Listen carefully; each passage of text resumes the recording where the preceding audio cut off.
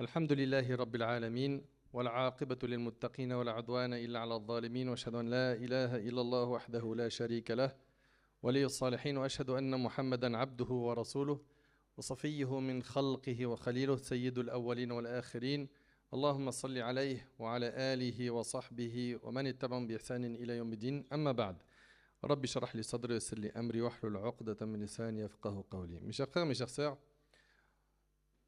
en ces quelques minutes, bidnillahi tabarak wa ta'ala, j'ai envie d'aborder avec vous un sujet qui est très important, surtout dans ce timing-là. Pourquoi? Parce que nous sommes à quelques jours du mois béni de Ramadan.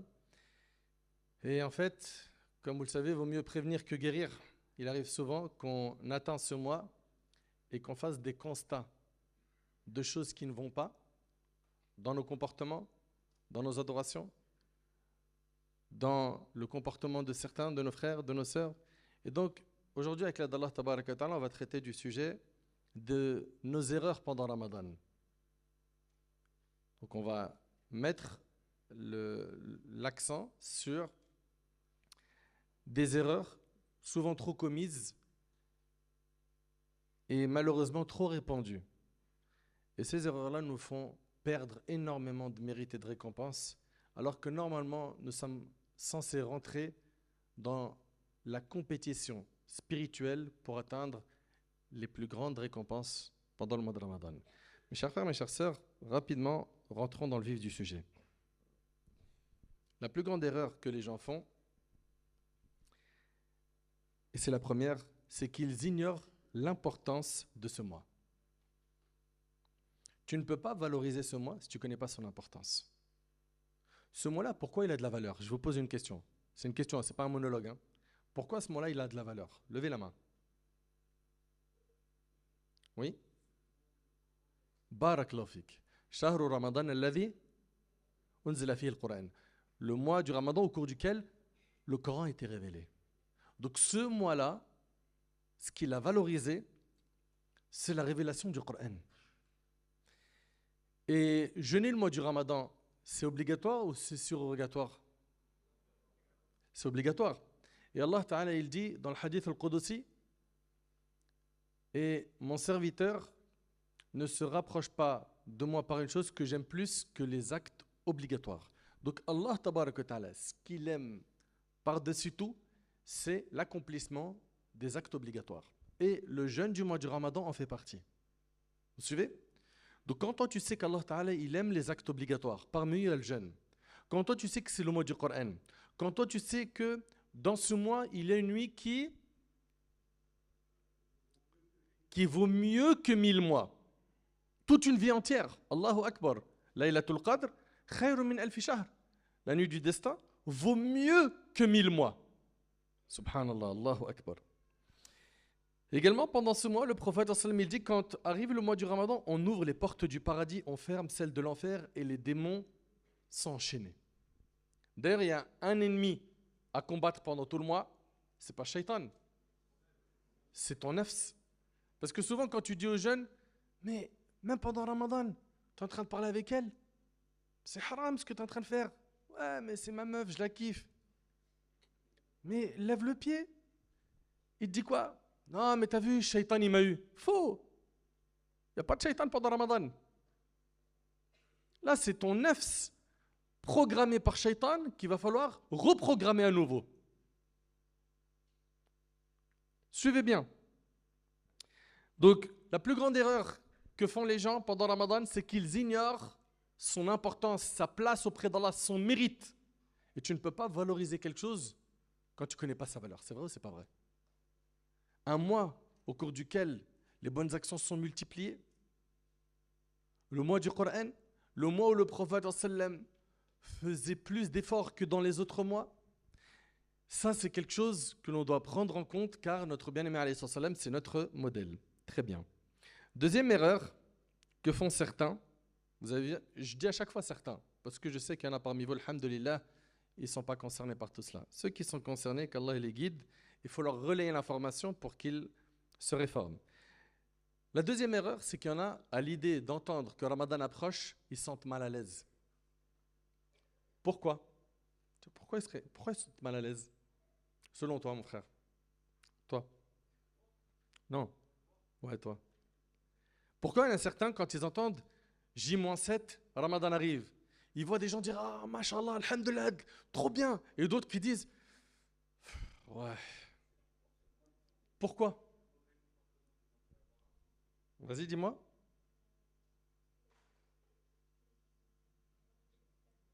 Parce qu'il ne va pas manger toute la journée. Non, c'est pas pour ça. Oui, madame? Barakallahu fiki. Parce qu'il va devoir, bessif ali, parce que c'est trop la honte sinon, arrêter des péchés qu'il faisait avant. Et tu l'entends, hein? Lui dire, bon, Ramadan il arrive, on fait un break d'un mois, tous les jours je te ferai de dua. Wallah, je t'oublie pas. De toute façon, c'est la place que tu as dans mon cœur. En fait, j'ai plus d'organes, j'ai toi. Vous connaissez le disquetteur mytho là. Et donc, lui ou elle, à l'idée d'entendre que Ramadan arrive, ma crush, mon crush. Bon, pour ceux qui connaissent pas ce mot, crush, levez la main. Heureusement, moi, je suis en contact en permanence avec des jeunes, ils me donnent les mises à jour. Sinon, j'allais être comme vous, là, quand on levait la main, là. Crush, c'est sa main, la petite copine. Ok? Mon petit copain, mon petit amoureux. Pareil pour ceux qui fument la clope ou la drogue ou autre. Lui, il entend Ramadan, il arrive. Oh, il est zaaf, hein. Il est énervé. Pourquoi? Moi, il me faut ma dose. Et subhanallah, wallah, une parmi les choses qui m'a fendu le cœur, qui m'a déchiré le cœur, qui me l'a broyé, c'était de voir des vidéos où des jeunes se filmaient en train de rompre le jeûne avec un joint. Et ces vidéos-là, peut-être vous les avez vues, elles ont circulé partout. Subhanallah, ce mois-là, il nous apprend quelque chose. C'est qu'on est fort, très fort, capable, courageux, déterminé, fort. Par quoi? Tu as réussi à te priver du halal, du fajr au maghrib. Subhanallah. Du fajr au maghrib, même en période d'été, il fait hyper chaud. Regardez bien, je vous prends au défi, vous là, ici là. On te met un verre d'oasis tropical bien frais sur la table de la cuisine. Ok? Et après on te dit, dans la cuisine, il y a un truc qui va te faire kiffer. Tu rentres, tu vois le verre, t'as hyper soif. Tu vas l'approcher? On est en journée, hein? Dans le temps du jeûne. Non.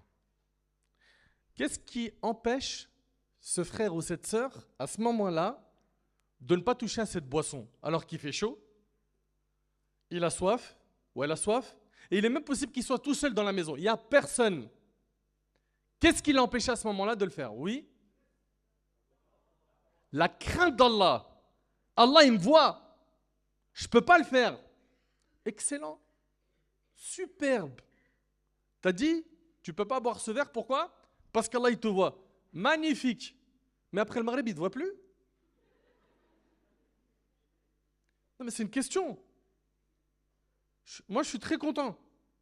Tu n'as pas cédé, tu n'as pas craqué devant le verre. Pourtant, tu avais bien soif. Mais après le maghrib, pourquoi tu es en roue libre? C'est le mois du jeûne, des efforts, ou c'est la journée des efforts et le soir, tout ce qui était haram me devient halal? Je parle ici dans les péchés, hein, parce que oui, effectivement, il y a des choses qui vont devenir halal, comme manger, boire et des relations intimes avec l'épouse, mais c'est hyper dangereux d'agir ainsi. Parce que tu viens de montrer que tu es fort, tu es capable. C'est un mois d'entraînement. Si tu as réussi à délaisser le halal pour Allah, à plus forte raison, tu dois être capable et fort et déterminé pour délaisser le haram pour Allah. Et c'est pour ça que j'aimerais mes frères et mes sœurs. Et il y a beaucoup de sœurs ici, beaucoup de frères qui ont l'âge de mes enfants. Moi, je me rappelle quand ces imams que vous voyez ici, on se voyait il y a 10 ans, ou plus que cela. Moi, je me souviens encore, même avant ça, je me rappelle, quand je m'asseyais avec des jeunes et j'avais leur âge, j'avais 17, 18, 19, 20, et on s'asseyait, on écoutait les conseils des grands frères. Et aujourd'hui, subhanallah, un claquement de doigts, bah voilà, Nader aujourd'hui, il a le double de plein de vingtenaires de cette salle. mon frère Al-Arabi pareil, Cheikh Khaled et Mehdi et d'autres. Et en fait, nous, on veut votre bien. Et ça, c'est un point que vous devez comprendre. Si parfois, vous allez entendre des paroles qui vont vous bousculer un petit peu, c'est parce que nous, on a aussi le souci qu'ont vos parents, voire plus. Nous, on porte le souci du prophète, sallallahu alayhi wa sallam. Le souci du prophète, sallallahu alayhi wa sallam, c'est quoi? C'est d'amener un maximum de monde à la félicité et au salut le jour du jugement. Oui ou non? C'est pas la mission des prophètes? Donc quand nous on vous parle et qu'on vous parle de certains péchés et qu'on vous parle avec des exemples bien précis, c'est parce qu'on sait. On sait que c'est des choses qui bouillonnent dans votre tête. On sait que vous avez besoin d'entendre quelqu'un qui vous dit « je t'aime », que tu as besoin de mariage, que tu as besoin de sentiments, que tu as besoin de reconnaissance, que c'est normal. Et l'islam n'est pas venu mettre une croix sur les sentiments, les relations amoureuses, mais il est venu leur donner un cadre noble et magnifique qui s'appelle le mariage. Tu as les moyens, tu te maries. Tu n'as pas les moyens, tu te préserves. Et par le fait que tu te préserves, Allah tabaraka wa ta'ala va te réserver une bonne personne. Et c'est en se rapprochant d'Allah tabaraka wa ta'ala qu'on va trouver l'apaisement et la tranquillité et la joie, le bonheur sur terre. Et pas en regardant certains nous dicter des nouveaux codes sur les réseaux sociaux qui n'ont rien à voir avec nos valeurs. Rien à voir. Il n'y a qu'à voir aujourd'hui la pluie de mauvaises personnes qui appellent au mal sur TikTok, sur Insta, sur Snap, qui racontent leur vie H24. En fait, leur vie, c'était le néant dans leur vie, elle était nulle. Un événement de leur vie leur a donné de la visibilité. Et depuis, les gens ils sont intéressés pour savoir qu'est-ce qu'il fait, qu'est-ce qu'il a dit, qu'est-ce qu'il mange, qu'est-ce qu'il pense. J'aime bien ses opinions. Il mange quoi le matin? Hein, cet exemple, je le donne souvent.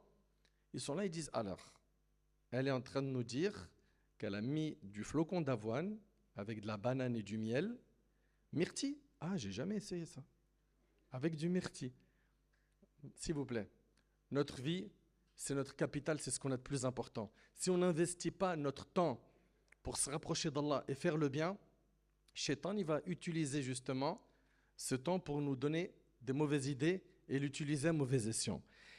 Donc, la deuxième erreur, c'est qu'il y a des gens qui ont un pincement dans le cœur quand Ramadan arrive. Alors que nous, on doit aimer ce qu'Allah aime. Et on doit aimer ce que le prophète sallam aime. C'est logique ou pas? Et le prophète sallam, il aimait le mois de Ramadan. Et le prophète sallam, pendant Ramadan, il faisait des efforts, c'était constant, et à la fin, il doublait les efforts. C'est-à-dire quoi? Dans les 20 premiers jours, le prophète sallam faisait beaucoup d'efforts. Et dans les 10 derniers, c'était comme ça.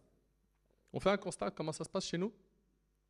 Les 10 premiers jours, la Ummah, elle fait ça. Mosquée, tarawih, Coran, dhikr, je dors plus, oh là là, trop d'efforts, je me sens au top. Après 10 jours, rentre dans les mosquées, regarde tarawih. T'arrivais pas à te garer? T'arrivais pas à t'installer dans la mosquée? Et là, la deuxième décade, les 10 jours d'après, c'est calme. Et après, ça chute, même jusqu'à la fin. Certains reviennent un peu le 27 et ça chute. Ce n'était pas le comportement du prophète, alayhi salatu wassalam. Jamais. Et agir ainsi, c'est une erreur. À corriger. Il faut justement persévérer, être constant. Et pour cela, il ne faut pas surcharger son âme en faisant au-dessus de ta capacité. Parce que l'objectif, c'est quoi? C'est de faire ce que tu peux tenir dans le temps. Mais si toi, tu mets une forte dose, 48 heures, je ne dors pas, j'ai lu 10 choses, etc. Magnifique. Mais si c'est pour après dormir 10 jours non-stop et ne plus toucher au Coran, il y a un problème. Il y a un problème. Parmi les erreurs qu'on a pendant Ramadan, il y a le fait de veiller longtemps la nuit sans tirer profit de cette veillée. Ils font quoi le soir? Ils ne vont pas au tarawih. Certains, ils sont en bas de l'immeuble, ils sont en train de fumer, écouter de la musique, papoter, ok? Ou bien d'autres, le soir, ils sont sur leurs écrans.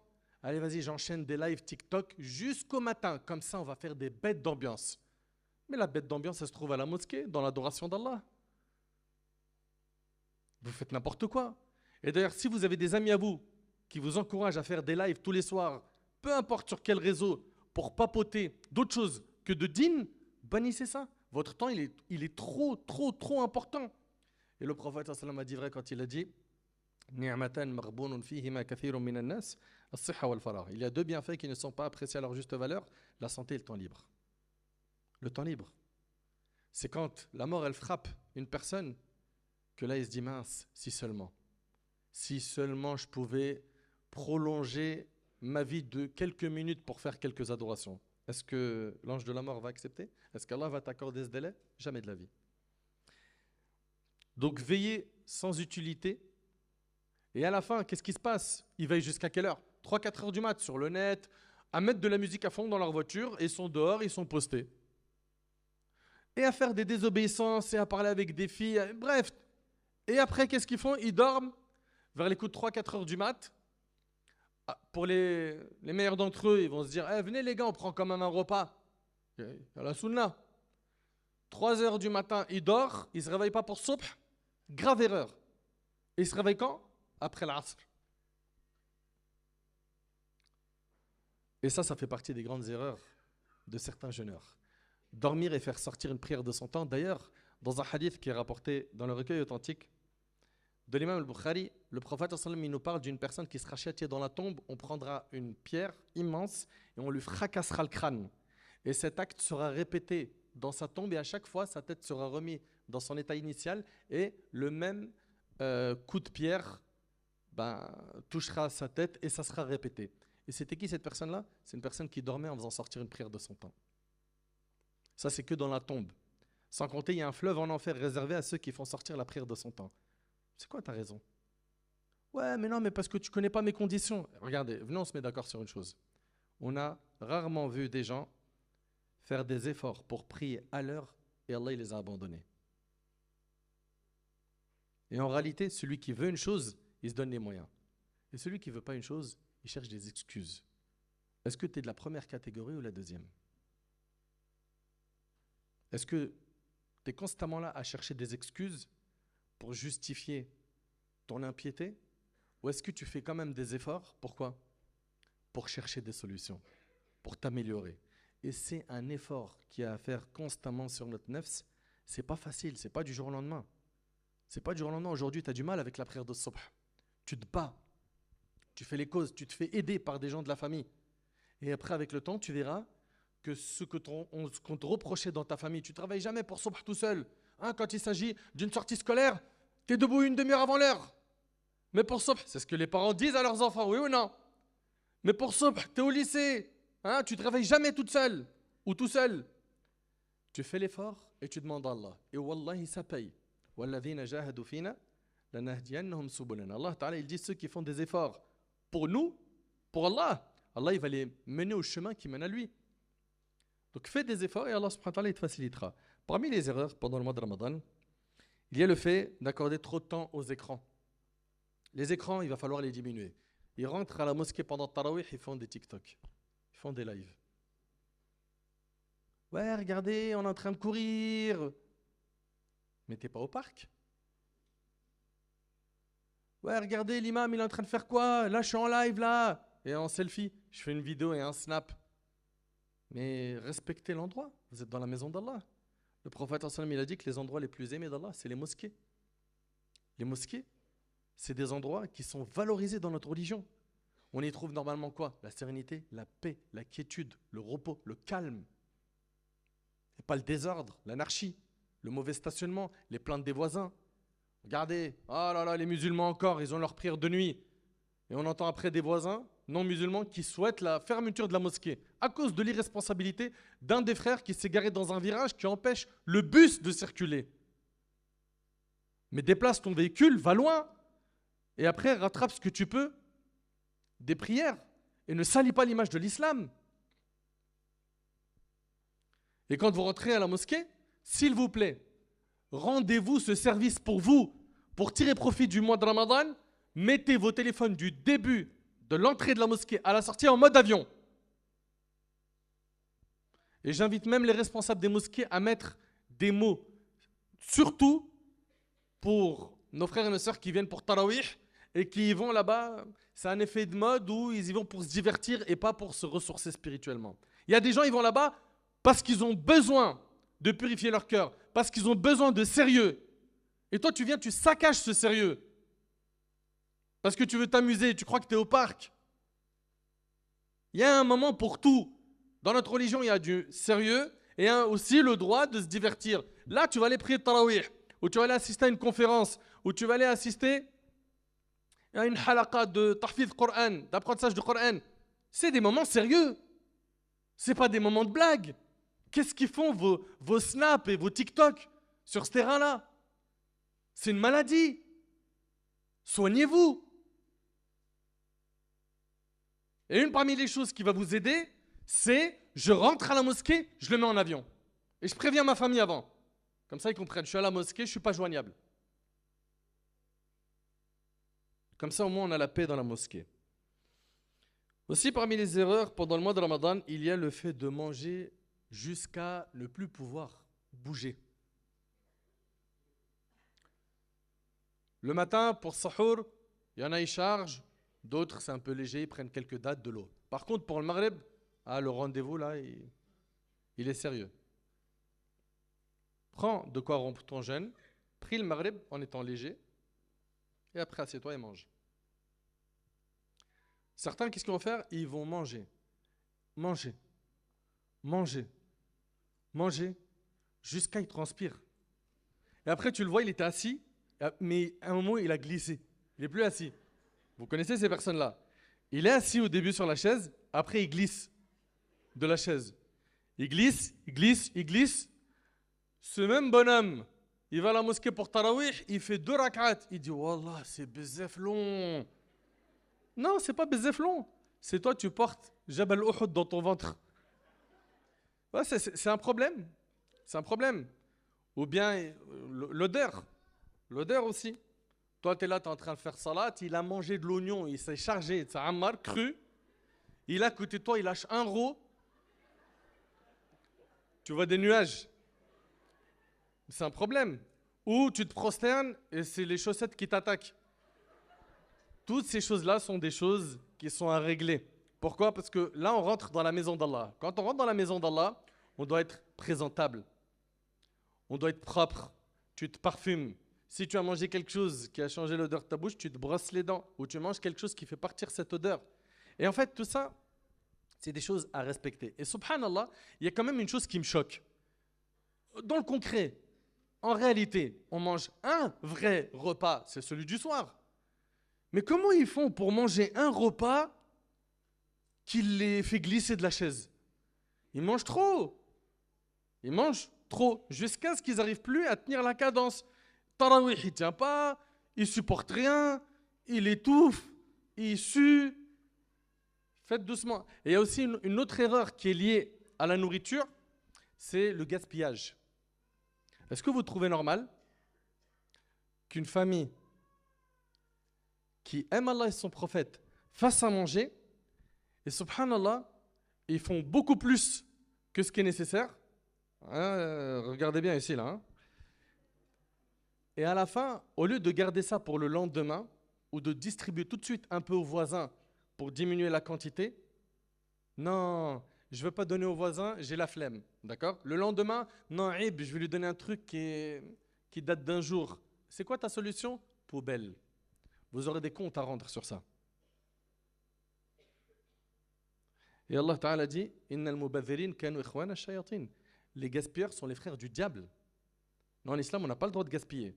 Il se peut que dans tes calculs, tu en aies trop fait. D'accord.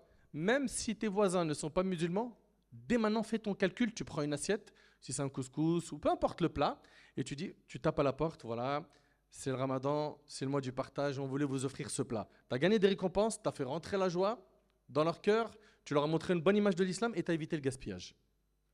Mais nous, qu'est-ce qu'on fait? On stocke dans le frigo le couscous, le lendemain, on fait un autre repas, on fait des pâtes, le lendemain, et après, à la fin, on voit que ce que j'ai fait il y a 3-4 jours au frigo, il est bleu. Le plat, il est bleu.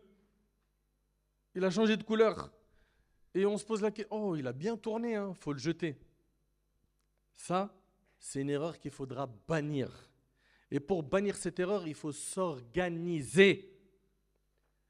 Les mamans ou les papas ou les frères ou les sœurs qui font à manger, ils connaissent la quantité. S'ils voient dès le départ qu'ils en ont trop fait, le soir même, je donne des plats aux voisins, d'accord? Ou peut-être il y a des pauvres dans le quartier, ou des associations, ou la mosquée, ou peu importe. On se débrouille pour pas qu'on ait de la nourriture dans nos poubelles. Et taqullah, craignez Allah. Craignez Allah parce que ce sujet-là, moi, il me fait mal au cœur, surtout quand je pense que certains de nos frères dans le monde, ils rêveraient d'avoir accès à nos poubelles pour manger ce qu'il y a dedans. Tellement ils sont pauvres. L'eau potable, ils ne savent pas ce que c'est. Et nous, fais beaucoup de viande, fais beaucoup de riz, beaucoup de féculents, beaucoup de légumes, beaucoup. Mets dans le frigo, les enfants, comme malheureusement, c'est souvent le cas. Hein. Ah non, on va encore remanger ça. Bon, ok, Wildy, je te fais un nouveau plat. Ok, Benti. Et à la fin, poubelle. Satuhasabuna amam Allah. Vous serez jugés sur ça le jour du jugement. C'est des erreurs à bannir. Et pour cela, quitte à acheter des boîtes en plastique, hein, vous savez, les petites boîtes à emporter, pour distribuer même à des personnes qui sont pauvres dans le quartier, dans le besoin, etc., ou à une association humanitaire qui redistribue ça pour vous, vous débrouillez. Parmi les erreurs qu'on a également pendant Ramadan, on a le fait de délaisser le fait d'ordonner le bien et d'interdire le mal. Ils rentrent de Tarawih, ils voient les jeunes, ils sont en train de rouler leurs joints. Salam alaikum les gars, alaikum salam mon frère, et il part. À quel moment on leur ordonne le bien, à quel moment on interdit le mal? Si même pendant Ramadan on voit la désobéissance, on ne fait rien, quand est-ce qu'on est sensible? Quand est-ce qu'on bouge? Parmi les erreurs aussi qu'on a pendant Ramadan, il y a le fait de jeûner uniquement avec le ventre. Quand on jeûne, on s'abstient de manger et de boire du fajr jusqu'au coucher du soleil avec l'intention d'adorer Allah subhanahu wa ta'ala. Et quand on jeûne, tous nos membres jeûnent. Mes yeux jeûnent du haram. Moi qui avais l'habitude de regarder des choses haram sur mon smartphone ou sur mes écrans, mes yeux vont jeûner. Mes oreilles qui écoutaient du haram, c'est fini. Que ce soit des clips interdits, etc., ou bien de la médisance, de la calomnie, etc., c'est terminé. Mes oreilles, je les lave pendant Ramadan. Moi qui avais l'habitude d'être dans la médisance, raïba ou namim, etc., je parle sur le dos des gens, etc., ma langue va jeûner. Ma main va jeûner du haram, mes pieds vont jeûner du haram, mon corps entier jeûne. Et le prophète m'a dit, il se peut qu'un jeûneur n'obtienne de son jeûne que la faim et la soif. Allahu Akbar. Il se peut à la fin que de tout ton jeûne, la seule chose que tu as eu comme gain, c'est la faim et la soif. Tu n'as pas eu de récompense. Pourquoi? Parce que pendant que tu jeûnais, tu mangeais la chair de ton frère. Tu salissais son honneur. Pendant que tu jeûnais, tu arnaquais les gens. Pendant que tu jeûnais, tu regardais des choses haram et tu les écoutais, tu kiffais, ton cœur vibrait en regardant ce haram. De ton jeûne, tu n'as eu que la faim et la soif. Tu n'as pas eu de récompense. 30 jours où tu t'es privé pour peu de bénéfices. Ça, c'est une erreur qu'il faudra également urgemment soigner. Parmi les erreurs qu'il y a également pendant le mois de Ramadan, c'est que les derniers jours de Ramadan, qui sont censés être les jours les plus importants, il y a Laylatul Qadr dans la dernière décade, n'est-ce pas? Elle est dans une des nuits impaires de la dernière décade du mois du Ramadan.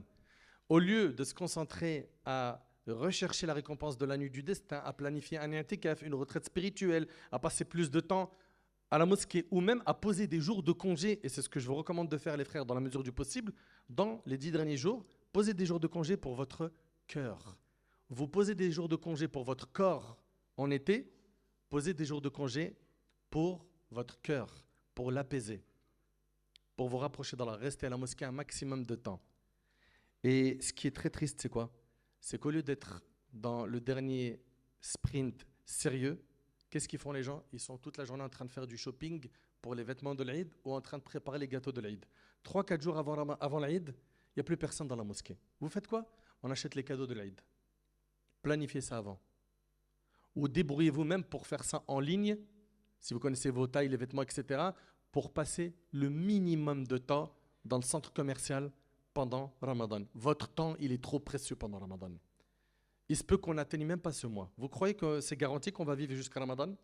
C'est pour ça les pieux prédécesseurs, 6 mois avant Ramadan, ils disaient quoi? Allahumma balighna Ramadan. Oh Allah, fais-nous vivre jusqu'à Ramadan. Et après Ramadan, qu'est-ce qu'ils faisaient? Pendant 6 mois, ils demandaient à Allah d'accepter leurs efforts pendant le mois de Ramadan. Donc il faut faire le nécessaire. Pourquoi? Pour optimiser notre temps. Tu as besoin d'une sieste, pas de problème, mais je ne dors pas toute la journée. Et je ne fais jamais sortir une prière de son temps. Et il faut que je me fixe des objectifs de comment je vais ressortir de ce mois. Je sais comment j'étais avant, le mois de Ramadan. À la fin du mois, est-ce que je serai le même? Si c'est le cas, tu as échoué. Si tu es ressorti avec un repentir sincère de Ramadan, tu as gagné. Tu es ressorti avec l'assiduité dans la prière, tu as gagné. Tu es ressorti avec l'amour profond du Coran et un programme établi de dhikr, de Coran, tu as gagné. Tu es ressorti avec rien, c'est une catastrophe. Une catastrophe. Donc, faites-y très attention aux derniers jours du mois de Ramadan. Rappelez-vous que le prophète sallallahu alayhi wa sallam a dit Man qama laylatul qadr imanan wa ihtisaban ghufira lahu ma taqaddama min dhanbi. Quiconque veille la nuit du destin en prière, poussé par sa foi et par l'unique récompense d'Allah, Allah lui pardonnera ses péchés passés. Et celui qui jeûne également, poussé par sa foi et par l'unique récompense d'Allah tabaraka wa ta'ala, il sort de ce mois-là pardonné de ses péchés. Et le prophète m'a dit Al-Qur'an wa siyam yashfa'ani lil-'abd. Le Coran et le jeûne intercéderont en la faveur de leur auteur. Subhanallah, le jeûne il va dire Ya Allah, je l'ai privé de manger et de ses passions, laisse-moi intercéder pour lui. Il a délaissé ses passions pour toi, Ya Allah. Et le Coran dira Ya Allah, je l'ai empêché de dormir la nuit, laisse-moi intercéder pour lui. Et le prophète m'a dit Fayushafa'an. Et les deux intercéderont pour toi le jour du jugement. Mais pour pouvoir avoir cette intercession, que le Coran vienne te défendre le jour du jugement, que le jeûne vienne intercéder en ta faveur le jour du jugement, il va falloir que tu fasses un mois plein d'adoration de qualité et que tu délaisses le confort, que tu sacrifies tes efforts, de ta mauvaise fréquentation, de ton temps, que tu t'organises pour être quelqu'un de meilleur après ce mois. J'implore Allah subhanahu wa ta'ala de nous accorder de vivre jusqu'à Ramadan. J'implore Allah subhanahu wa ta'ala de nous combler de bienfaits pendant ce mois. J'implore Allah subhanahu wa ta'ala de nous affranchir du feu de l'enfer pendant ce mois béni. J'implore Allah tabarak wa ta'ala de nous accorder de jeûner et de prier comme lui le veut subhanahu wa ta'ala. Sallallahu tabarak wa ta'ala an yuwaffiqani wa iyyakum li fi'li al-khayrat wa tark al-munkarat. هذا والله أعلم سبحانك اللهم بحمدك أشهد أن لا إله إلا أنت أستغفرك وأتوب إليك حفظكم الله ورعاكم. Je vous aime pour Allah subhanahu wa ta'ala et du plus profond de mon cœur, le plus grand souhait que j'ai, ainsi que ceux qui appellent Allah, c'est qu'un maximum de gens se retrouvent le jour du jugement au paradis. Mais pour cela, nous, on n'a pas de pouvoir sur vos cœurs. Ça, il faut que vous le compreniez. Vous pouvez écouter des conférences toute la journée sur YouTube ou sur les réseaux sociaux de tel imam, tel conférencier, tel prêcheur, etc. Il y a un effet de stimulant qui vient du discours que tu as entendu, mais 90% de l'effort, voire 95%, il vient de toi, de ton changement personnel, de ta volonté d'être quelqu'un de meilleur. Qu'Allah subhanahu wa ta'ala vous préserve et pense à nous dans vos invocations. Barakallahu fikum wa akhiru da'wana alhamdulillahi rabbil alamin.